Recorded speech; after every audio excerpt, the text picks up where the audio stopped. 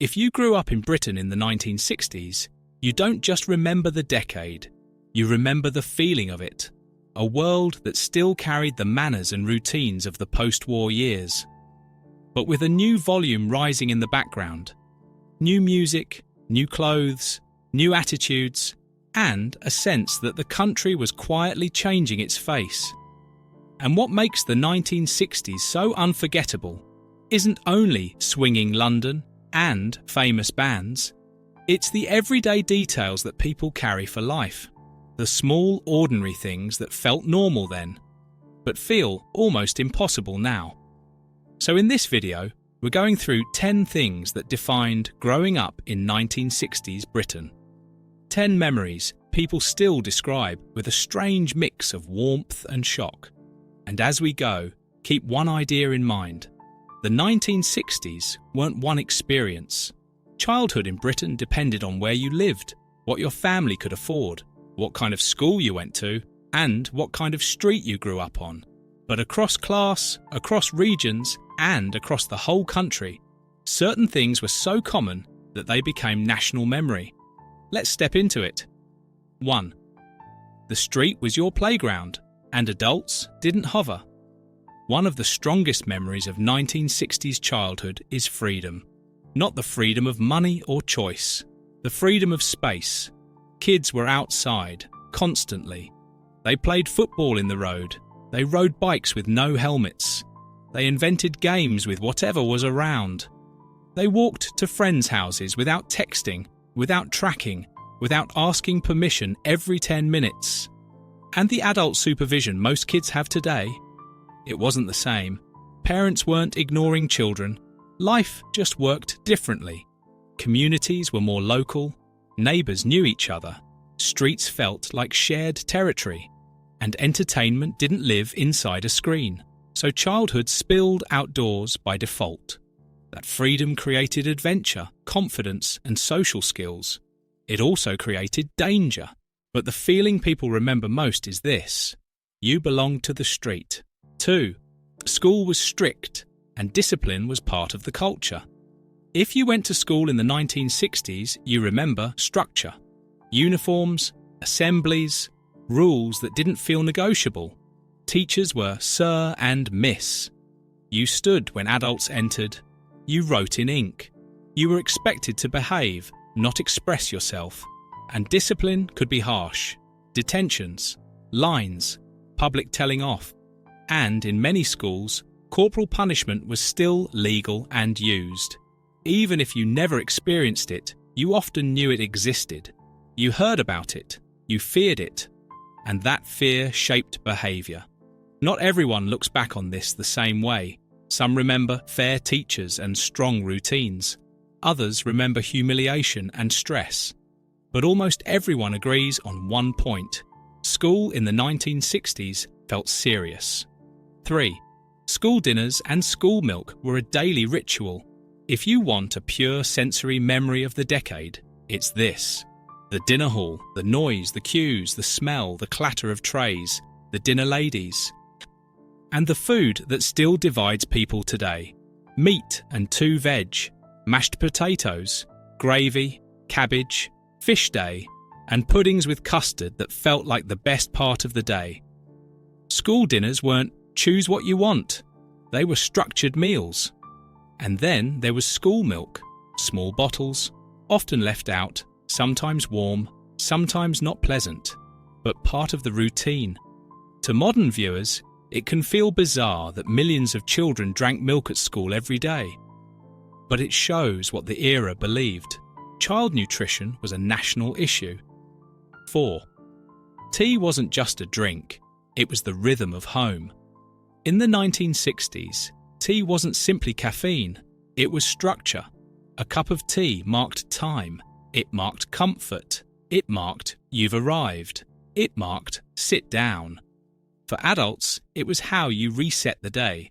For kids, it was often the smell of home, kitchen warmth, clinking cups, biscuits brought out for guests. And food around tea had rules too. Biscuits weren't just endless snacking. They were offered, shared, timed. That sounds small, but it shaped habits. It created boundaries around eating that are weaker today. 5. The TV was the event. Because there weren't endless choices today, entertainment is constant. In the 1960s, television was a shared moment. You didn't watch whatever you wanted, whenever you wanted. There were limited channels, shows had specific times, and the family often watched together. That meant TV became part of routine. Certain programs felt like national appointments. Kids talked about them at school the next day. Families arranged evenings around them. And when TV ended for the night, that was it. The screen didn't follow you into bed. Which meant boredom existed, and boredom pushed you into other things. Playing, reading comics, going outside, talking. 6. The corner shop and the local world felt bigger than the supermarket. In many areas, childhood in the 1960s was local in a way that feels almost lost now. The corner shop wasn't just where you bought things, it was a social space. You'd go with a few coins, you'd buy sweets in small amounts. You'd know the person behind the counter, they might know your parents. And because shopping was more local, treats were often smaller and less constant. You didn't have endless aisles of snacks at arm's reach. You had what the local shop had, and you bought it in small quantities. That environment made overeating harder, without anyone planning it. 7. Money felt physical, and kids learned value early. One of the biggest differences in childhood then is that money felt real. Coins mattered. Saving mattered. Spending was a decision. Many kids had pocket money, but it wasn't enough to buy endless treats. You'd think carefully. Sweets, comics, a cheap toy, or save for something bigger. And because kids often ran errands, going to the shop, fetching bread, picking up small items, they learned how households worked. That routine built a sense of responsibility early. 8. The sound of the decade. Pop culture arrived like a wave. You can't talk about the 1960s without the sound. Music got louder, youth culture got sharper, fashion changed faster. Even if you weren't in London, you felt it through radio, magazines, and the way older people reacted. For kids and teenagers, pop culture wasn't just entertainment, it was identity.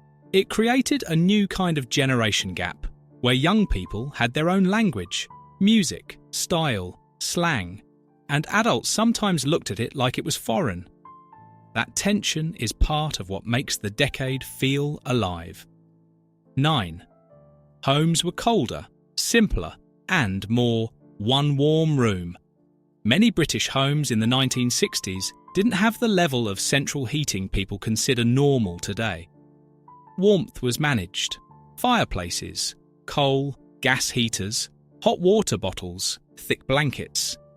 In many households, there was a concept that shaped winter evenings. One warm room.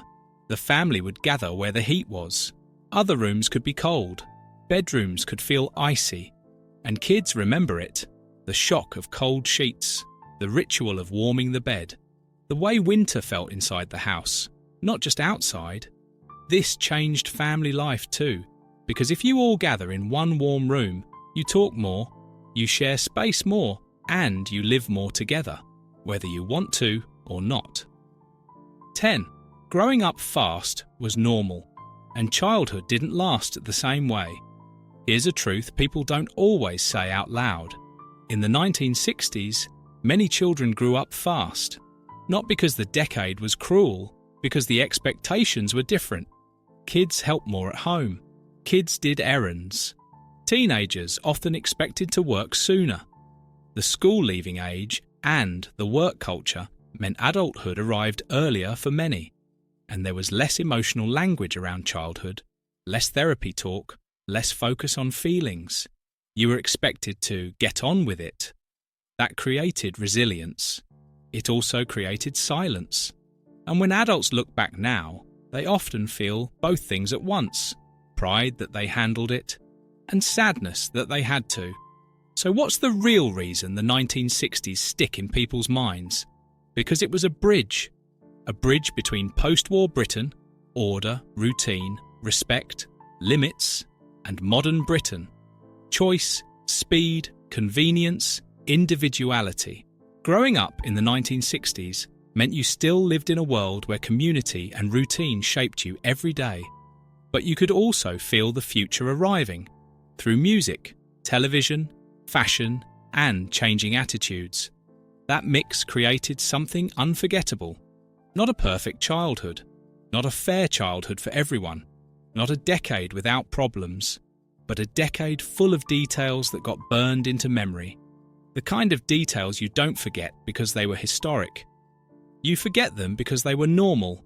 And that's why, even today, a single smell, chalk dust, custard, a coal fire, a fresh comic book, the first notes of a song on the radio can pull someone straight back to 1960s Britain in 1 second. Because you don't just remember the decade, you remember the life inside it.